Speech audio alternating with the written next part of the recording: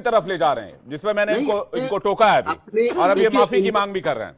देखिए नवीन जी, इन लोगों को ये बात करना शोभा नहीं देता इस तरह की, क्योंकि ये कानून है और हमारे हिंदुस्तान में जो कानून है या कहीं भी, इवन सऊदी अरब में भी, जब ये औरतें जाती हैं वहां पर हज में, तो वहां पर भी इनके नकाब उठा के देखा जाता है। हाँ, ये जरूर है कि काउंटर पे वो लेडीज होती हैं, ऐसा नहीं है, लेकिन उनको दिखाना पड़ता है पासपोर्ट से मैचिंग। इसी तरह से आईडी है, आईडी अगर दिखा के जा रहे हैं तो क्या जुल्म हो गया, इसमें कौन सी हिंदू मुसलमान की बात आ गई। लेकिन समाजवादी पार्टी ने गलत चिट्ठी लिखी है, बुर्का वाली बात। आपकी बात सही है, तुम्हें कुछ कहना चाह रहे हैं? बहुत सी औरतें घूंघट ओढ़ती हैं। मैं जोशी जी का भी इस पर जवाब चाहूंगा, जिसको अमीन साहब ने सिरे से खारिज किया है कि इस तरह की चिट्ठी नहीं लिखी जानी चाहिए।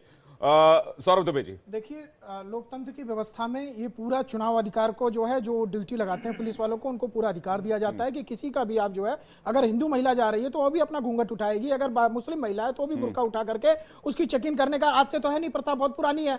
लेकिन अभी जो समाजवादी पार्टी के प्रवक्ता कह रहे थे, मैं बताना चाहता हूं कि आदरणीय अखिलेश यादव जी आपके वही नेता हैं कि जब मुस्लिम महिला की अस्मिता को जो है वो कुछ गुंडे, कुछ बदमाश, अयोध्या का जो है वो बदमाश जो है वो अस्मिता लूटने का प्रयास करता है, तो उसको संरक्षण देने का काम अखिलेश यादव की सरकार करती है और स्वयं अखिलेश यादव खड़े हो जाते हैं। जब मुजफ्फरनगर दंगों की आड़ में जल रहा था, जब वहां मुस्लिम महिलाएं और हिंदू महिलाएं दोनों से रेप हो रहा था, तब अखिलेश यादव जी यहाँ पर सफाई में बैठ के नाच गाना देख रहे थे। और जब इस पर अभी इसको कठमुल्ले को बोलिए पहले, जो यहाँ पे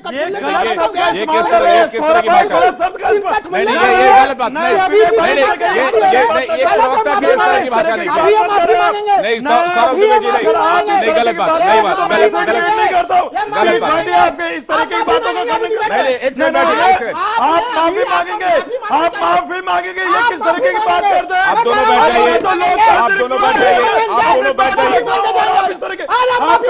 किस तरीके से अरे मेरा ये संवैधानिक अधिकार है और आप मेरी मुस्लिम महिला को अरे आप टॉपिक पर रहिए, आप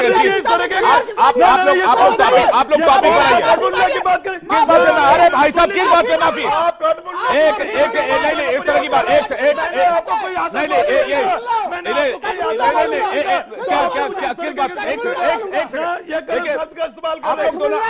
आप लोग सुनिए मेरी बात, सुनिए प्लीज। आप लोग दोनों, आप लोग टॉपिक पर आइए, आप लोग टॉपिक पर आइए, नहीं आप लोग टॉपिक पर आइए, आप लोग टॉपिक पर आइए प्लीज, आप लोग टॉपिक पर आइए, आप लोग टॉपिक पर आइए। एक सेकंड बैठिए, मैं बात कर, फिर आप लोग एक सेकंड बैठिए भाई साहब प्लीज, अरे बैठिए, ये पाकिस्तान, देखिए बैठ जाइए, देखिए बैठ जाइए प्लीज। मैं फिर से कह रहा हूँ, इस तरह की भाषा का इस्तेमाल मत कीजिए प्लीज। माफी मांगेंगे, माफी मांगेंगे, इस तरह की बात ना करें। नहीं, एक सेकंड प्लीज, आप क्यों इस तरह किसी को बैठ जाइए प्लीज, बैठ जाइए, मैं आप ही के पास आ रहा हूं, बैठिए मेरी बात सुनिए मेरी बात। मैं फिर से कह रहा हूं, इस सवाल की इंटेंसिटी को समझिए। आप लोग दोनों पता नहीं किस बात को लेकर आपस में भिड़ जा रहे हैं। नहीं, ये सवाल बहुत गंभीर है, आप समझिए इस बात को। क्या बोलेंगे मुझे? पुलिस वाले क्या बोलेंगे? ये कह रहे हैं माफी मांगनी चाहिए इस तरीके के बयान देने से। संविधान इनके हिसाब से चलेगा। सुनिए, पुलिस वाले अपनी ड्यूटी करेंगे। नाजिम खान, एक सेकंड, नाजिम खान, मैं नाजिम खान जी के पास जा रहा हूं। तजाकिस्तान में बुर्का पहन है, एक सेकंड रुक जाइए, 75,000 का अरे मुल्क संविधान से चलता भाई, ये मुल्क संविधान से चलता है और आर्टिकल 25 हम लोगों को परमिशन देता है कि हम अपने रिलीजियस को मानने की, और आप हम पे इस तरीके का मामला थोपना चाहते हैं। भाई ये ब्रिटिश हुकूमत नहीं है, ब्रिटिश हुकूमत को हमने कब्जा भगा दिया। ये मुल्क संवैधानिक लोकतांत्रिक मुल्क है, यहाँ सबको अपनी बात रखने का अधिकार है। लेकिन आप लोग सिर्फ और सिर्फ जहां मुस्लिम आ जाते हैं तो आपके पेट में दबाव चालू हो जाता है। ये माफी मांगेंगे, ये माफी मांगेंगे, यहाँ शरिया कानून नहीं चलेगा। ये संविधान से मुल्क चलेगा, शरिया की कोई बात नहीं कर रहा। ये शरिया की बात कोई नहीं कर रहा। जो शरिया की बात कर रहे हैं भाई, उनके लिए नेपाल है, चीन है। इतनी देर से रिक्वेस्ट कर रहा हूँ, एक एक कर। और हमारे नाजिम खान, सौरभ दुबे, एक सेकंड, देखिए सौरभ दुबे, एक शब्द का अर्थ होता है साधु संत। सुन लीजिए, मैं बता रहा हूँ आपको, आप उसका नहीं, अब मुझे अभी ट्रांसलेटर नहीं चाहिए। ट्रांसलेट करके देख लीजिए, सुनिए मेरी बात। नाजिम खान, मैंने कहावत कही कि नुक्ते के हेरफेर से खुदा जुदा हो जाता है। यहां बात नियमों के पालन करने की है, यहां बात किसी भी धर्म संप्रदाय से छेड़छाड़ की नहीं है, बात नियम के पालन की है। आप मुझे बस इतना समझा दीजिए एक लाइन में कि किसी की आइडेंटिटी क्रॉस चेक कैसे होगी।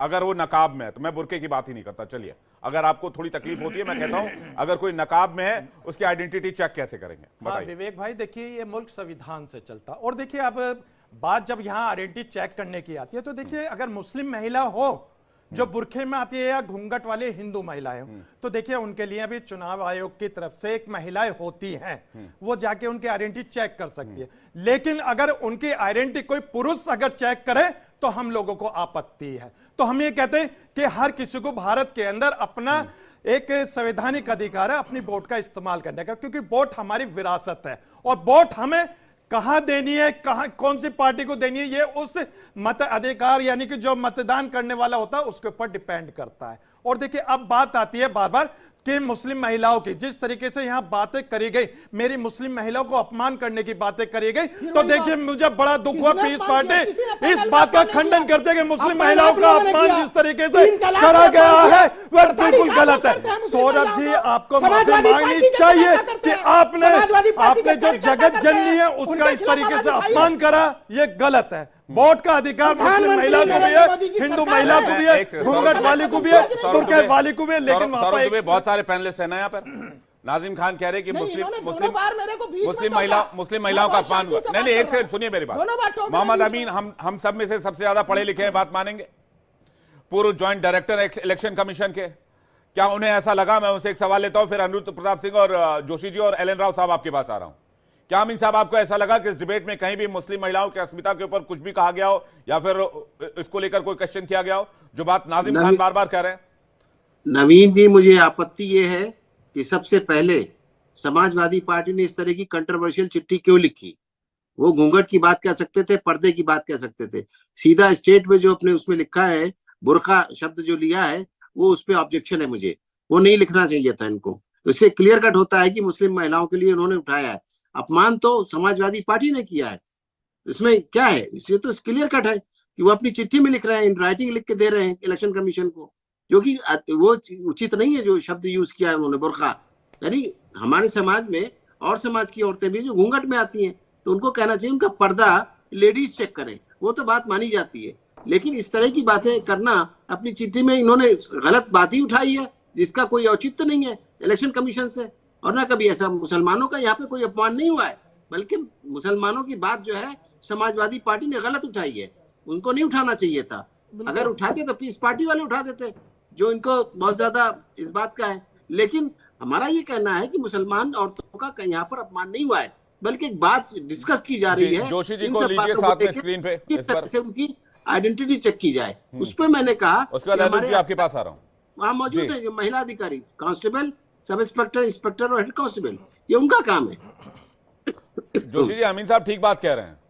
देखिए, बुर्का एक वर्ड जो है वो मुस्लिम समुदाय से जोड़ता है। आपको पर्देदारी पे बात करनी चाहिए थी, आप लोगों ने डायरेक्ट बुर्का लिख दिया, जिससे कंट्रोवर्सी क्रिएट हो रही है, और एक कंट्रोवर्सी बढ़ भी सकती है जिस तरह के हालात आप देख रहे हैं अभी। इन पे तो कार्रवाई होनी चाहिए, आचार संहिता उल्लंघन की कार्रवाई होनी चाहिए। ये विवेक, मैं अगर आपको चैनल में डॉक्टर मोहम्मद अमीन, पूर्व ज्वाइंट डायरेक्टर इलेक्शन कमीशन, हमारे साथ जुड़ रहे हैं। अनिरुद्ध प्रताप सिंह, प्रवक्ता बीजेपी, हमारे साथ जुड़ रहे हैं। एल एन राव थोड़ी देर में हमारे साथ होंगे, पूर्व डीसीपी दिल्ली पुलिस। सौरभ दुबे, राजनीतिक विश्लेषक, हमारे साथ जुड़ गए हैं। प्रोफेसर भुवन भास्कर जोशी, प्रवक्ता समाजवादी पार्टी, हमारे साथ जुड़ गए हैं। हाजी नजीम खान, प्रवक्ता पीस पार्टी, हमारे साथ जुड़ गए। नाजिम खान, आप सभी मेहमानों का बहुत बहुत स्वागत करते हैं आज के डिबेट में। लेकिन शुरुआत में करना चाहूंगा जोशी जी के साथ, क्योंकि बयान उनकी पार्टी की तरफ से ही आया। जोशी जी, आखिर आप लोगों की क्या मजबूरी है? अगर आपके घर में कोई आ रहा है तो क्या आप नकाब पहने किसी को घर में घुसने देंगे?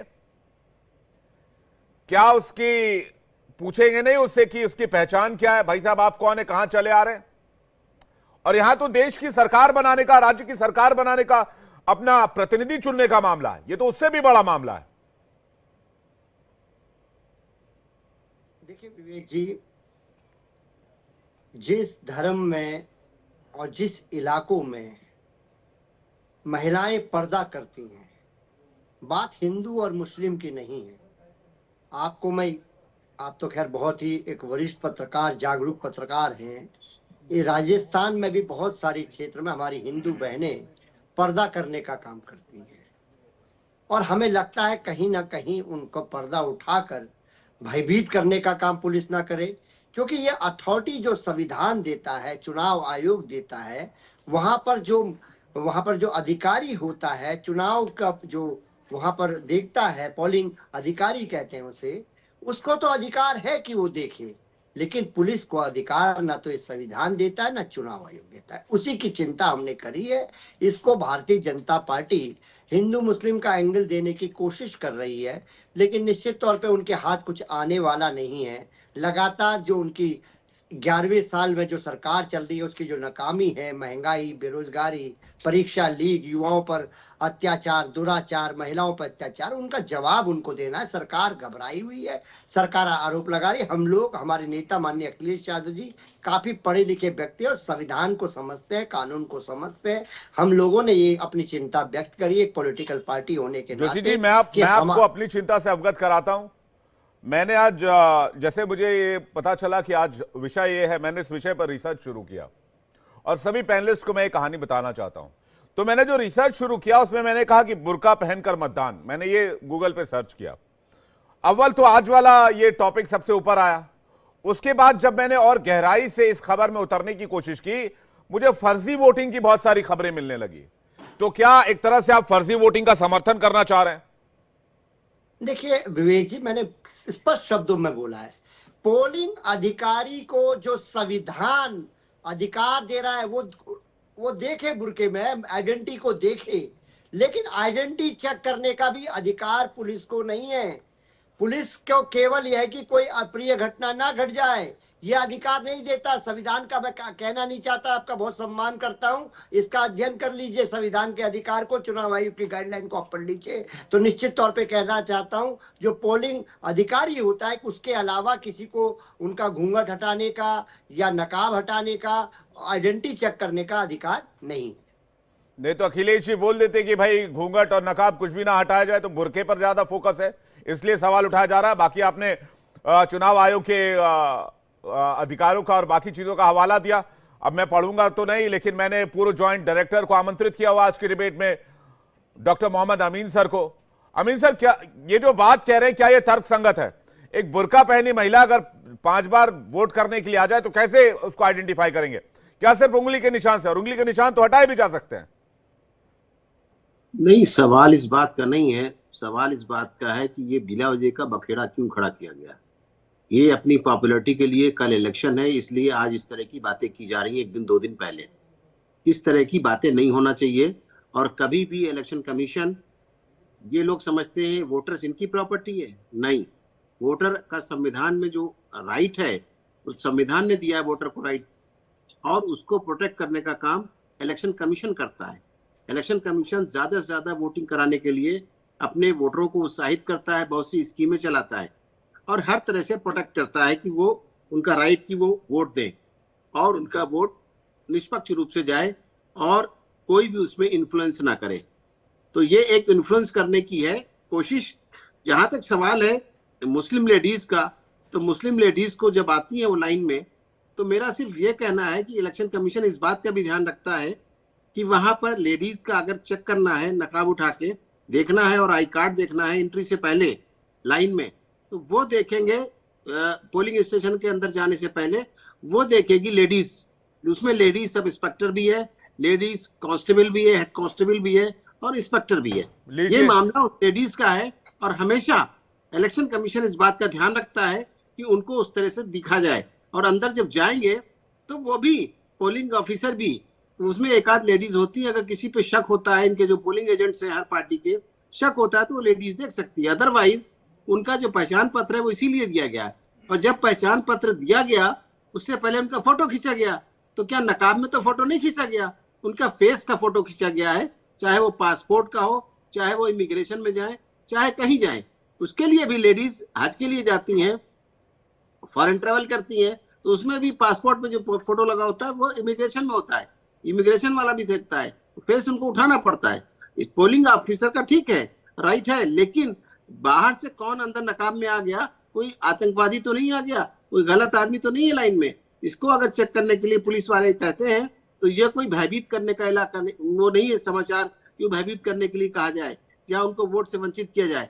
एक चीज और मैं बता दूं, जो ये लोग ये सोचते हैं कि उनको इस तरीके भी चार्ज लगाया, मैंने एक चैनल पे बोल रहा था, तो ये चार्ज लगाया कि उनको अगर बार बार देखेंगे इस तरीके से नकाब उठा उठा के, तो उसमें समय बर्बाद होता है। मैं इनको ये बताना चाहूंगा कि अगर इलेक्शन कमीशन की गाइडलाइन है कि अगर कोई भी वोटर परमिसेस के अंदर आ जाता है वोटिंग टाइम के अंदर, तो चाहे रात के 12 बज जाए, उसको वोट का अधिकार है और उसका वोट बिना लिए पोलिंग पार्टी वहां से नहीं हटेगी। इस तरह की झूठी बातें फैलाना, अफवाह फैलाना इलेक्शन कमीशन के लिए बिल्कुल अनुचित है, गैर जिम्मेदाराना है। इसमें किसी पार्टी का लेना देना नहीं है और ना कुछ होना चाहिए। इसमें हमें बीजेपी प्रोटेक्ट ना करे, इलेक्शन कमीशन के अपने रूल्स हैं और उनको वोटर सीधा जुड़ा हुआ है। मोहम्मद अमीन सर, आपने तो बिल्कुल ही बेपर्दा कर दिया, बखिया उधेड़ डाली मुझे लगता है इनके सारे प्रोपेगेंडा की। अब इसमें आपने ना धर्म का प्रोपेगेंडा छोड़ा और ना इनके पॉलिटिकल एजेंडे का प्रोपेगेंडा छोड़ा। अब क्या कहेंगे जोशी जी आप? भाई महिला कांस्टेबल होती है जांच करने के लिए, आप लोगों को बस क्या वोट चाहिए इसलिए इस तरह का प्रोपेगेंडा फैला जाता है? इलेक्शन कमीशन तो सुनिश्चित करेगा ना। देखिए, किसी भी पुलिस के अधिकारी को उनका ना तो आईडी चेक करने का अधिकार है, ना उनके घूंघट उठाने का चेक है।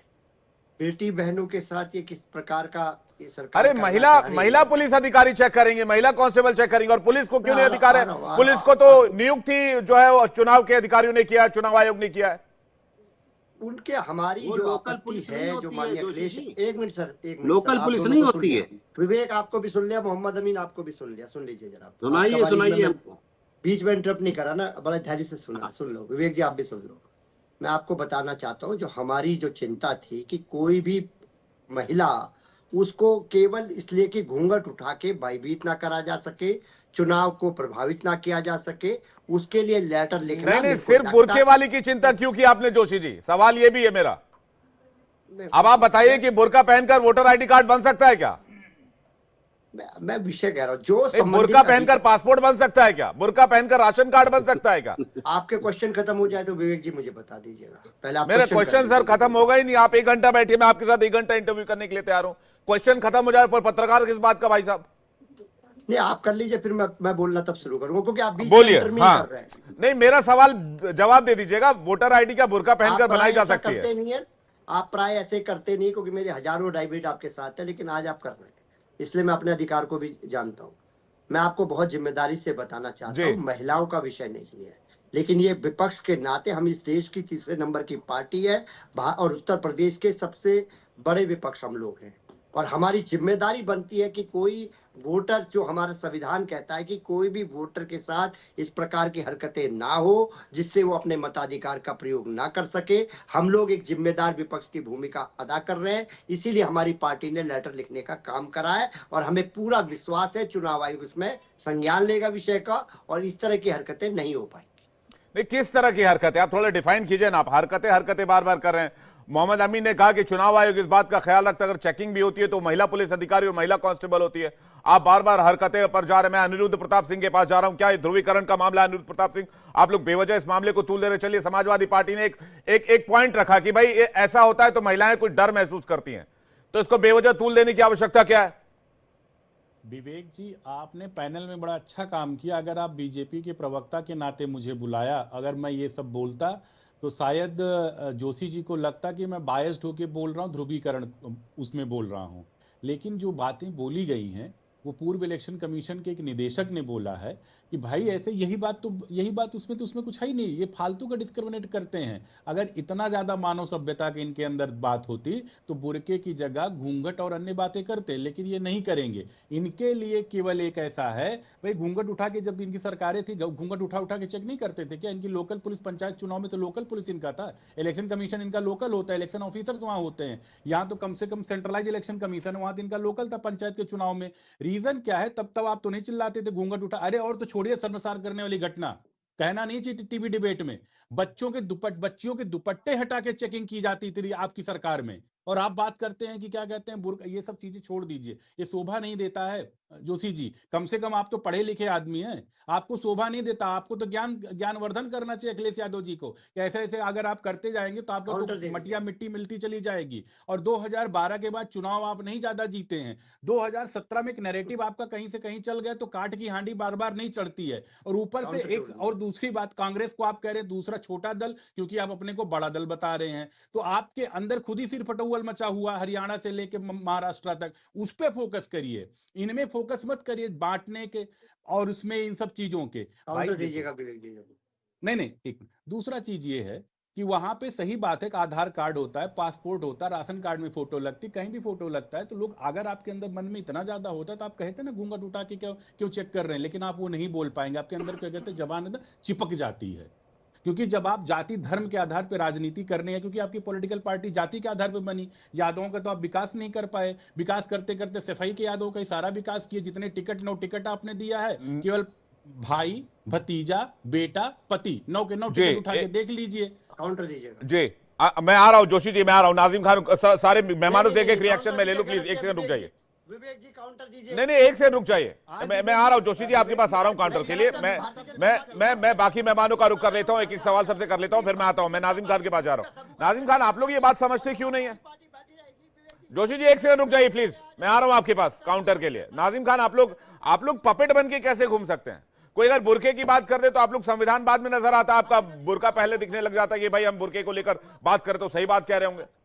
हाँ देखिए विवेक भाई, जिस तरीके से बुरखे की बात चल रही है, तो देखिए ये देश तो संविधान से चलता है। और देखिए एक बात और कि जिस तरीके के माहौल बुरखे के अंदर बनाया जा रहा है, और ये भी कहा जाता है कि देखिए बुरखे की आड़ में कोई आतंकवादी ना जाए, और फिर ये भी कहा गया कि एक बुरखे वाला 4-5 कहीं फर्जी वोट ना डाल दे। तो मैं बताता हूं कि देखिए हमारा आधार कार्ड हर बैंक में भी लिंक होता, हर जगह हमारा आधार कार्ड लिंक होता। आखिर क्या वजह है कि ईवीएम से आधार कार्ड अभी तक लिंक क्यों नहीं हुआ? अगर आधार कार्ड अगर ईवीएम से लिंक हो जाएगा तो जाहिर सी बात है कहीं भी फर्जी वोटें नहीं डलेंगी। वोट सिर्फ उसी की डलेंगी जिसका आधार कार्ड ईवीएम से लिंक होगा। और हाँ, और दूसरी बात मैं ये कहता हूं कि फर्जी आधार कार्ड बहुत बनते हैं, सब फालतू की बात मत बताइए। हाँ, सुन लीजिए विवेक भाई, फर्जी आधार कार्ड बनते हैं कि नहीं आप बताइए। हाँ नहीं, सुन लीजिए कैसे बन जाएगा? भारत सरकार लिंक कराने की बात कर रहे हैं। भारत सरकार क्या फर्जी आधार कार्ड बनवा देगी? आप लोग एक बात बताइए, क्या बुर्का पहनकर राशन कार्ड बन जाएगा, पासपोर्ट बन जाएगा, आधार कार्ड बन जाएगा, वोटर आईडी कार्ड बन जाएगा? विवेक भाई आखिर तो जब क्रॉस चेक कैसे होगा वो? हाँ विवेक भाई, मैं तो ये कहता हूं कि अभी तक तो मुस्लिम समुदाय टारगेट पे था, और देखिए अब हमारी